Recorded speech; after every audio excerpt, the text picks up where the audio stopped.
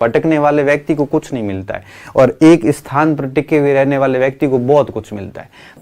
समय सारणी क्या रखनी है कि आपका जो है वो सिलेक्शन सुनिश्चित हो जाए। अब चयन के लिए आपको क्या करना है, ध्यान से सुनना और कोशिश ये करना है कि हो सके तो उसको फॉलो करने का प्रयास भी करना। मैं आपको सिर्फ 3 फॉर्मूले दे रहा हूँ और उन 3 फॉर्मूलों को अगर आप 4 महीने फॉलो करते हो तो मैं आपको आज लिख के दे रहा हूँ कि आपका सिलेक्शन कोई रोक नहीं सकता।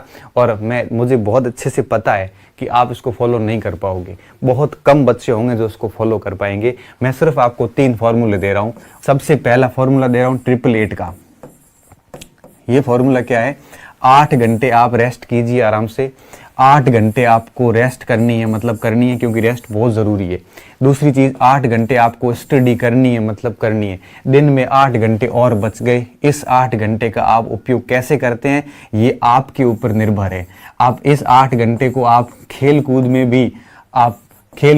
भी आप इसके ऊपर इसको खराब कर सकते हैं, इन्वेस्ट कर सकते हैं। आप दोस्तों के साथ समय व्यतीत कर सकते हैं, आप और काम भी कर सकते हैं। या हो सकता है कि आप 4 घंटे 5 घंटे घरेलू काम कर लिए, 3 घंटे इसको स्टडी के साथ ऐड करके स्टडी को 11 घंटे कर दिया। ये आपके ऊपर डिपेंड है। लेकिन मैं सिर्फ इतना कहूँगा कि इन 8 घंटों को डेली को कम से कम आपको स्टडी में 8 घंटे देने हैं, मतलब देने हैं। इसके अलावा अगर आप 1-2 घंटे रेस्ट से भी निकालते हो, 3 घंटे इधर से निकाल के 4 घंटे और ऐड करते हो, ये तो आपकी महानता है। ये तो आपको डेफिनेटली और आगे ले जाएगा। दुनिया से सफलता के लिए दुनिया से एक कदम आगे रहना पड़ता है।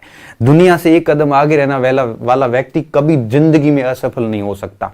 और एक कदम आगे कौन होगा, जो इन 8 को 12 में कन्वर्ट करेगा, 8 को 2 घंटे में कन्वर्ट नहीं करेगा। सुबह जब उठते हैं ना, तो उसके बाद में जब रात को सोते हैं तो सोते वक्त सोचना कभी कि आज दिन में आपने किया क्या है। और अगर रात को सोते वक्त आपके मन मस्तिष्क में एक चिंता सताए कि यार पूरा दिन खराब कर दिया, कुछ भी नहीं किया, रात को नींद नहीं आती, करवटें बदल बदल के व्यक्ति के शरीर दर्द करने लग जाता है, चिंता होती है कि मैं किस लिए गांव से आया हूं, मैं कर क्या रहा हूं यहाँ पे। और उस व्यक्ति की हालत इतनी पतली हो जाती है कि वो मतलब अवसादग्रस्त हो जाता है। जब आप पूरे दिन को इस तरह से बर्बाद करोगे ना, तो आपकी रात भी कभी अच्छी तरीके से नहीं जाएगी। और अगर आप आंखें थक के सो जाती है ना, इस समय समझना कि आपकी पढ़ाई पूर्ण रूप से हुई है। तो 8-8 घंटे का रूल्स फॉलो करना पहली चीज। इस समय एक चीज और ध्यान रखना, कभी पढ़ाई को घंटों में काउंट करने की गलती मत करना। लड़के पूछते हैं स्टूडेंट मेरे को, सर कितने घंटे पढ़े, 8 घंटे पढ़ लूं, 4 घंटे पढ़ लूं। मैं तो सिर्फ इतना कहूंगा, आपकी औकात पे डिपेंड करता है। आपकी आंखें कब तक थकती है तब तक पढ़िए। आपको लगता है कि 15 घंटे पढ़ लिया, अब आंखें काम नहीं कर रही है, उस समय आराम से सो जाइए। अगर आपको लगता है कि आज 6 घंटे पढ़ लिया, 7 घंटे पढ़ लिया, मन नहीं, मत पढ़िए।